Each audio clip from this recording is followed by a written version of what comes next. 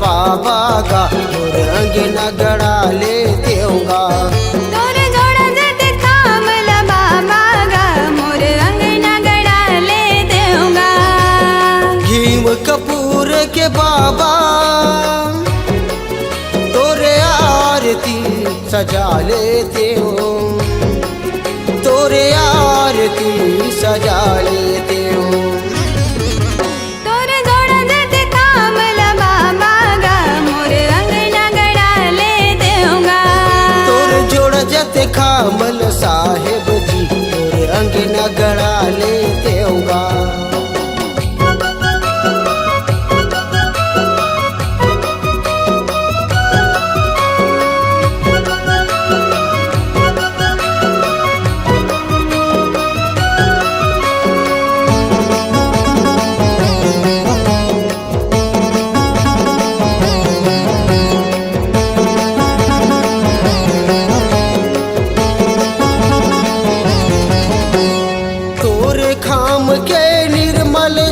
हम जिंदगी अपन बहाते होगा।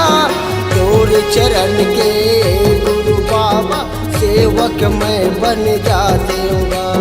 तोर चरण के गुरु बाबा सेवक मैं बन जाती होगा।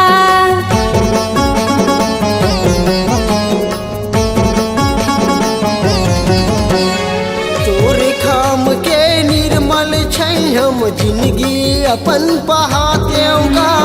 तोर चरण के गुरु बाबा सेवक मैं बन जाते होगा।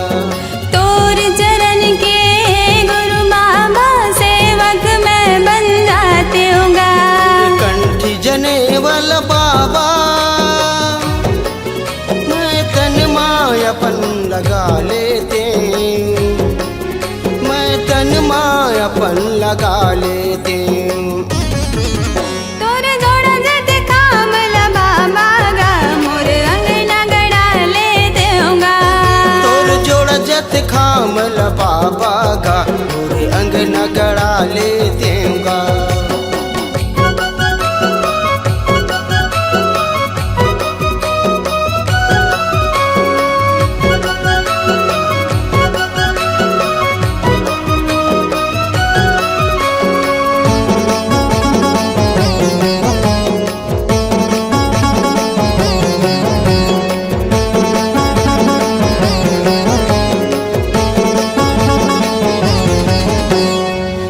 दर्शन के आस लगे है एक झलक पा लेते होगा।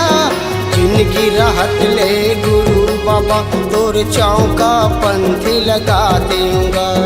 जिंदगी राहत ले गुरु बाबा तोर चौका पंथी लगाते होगा।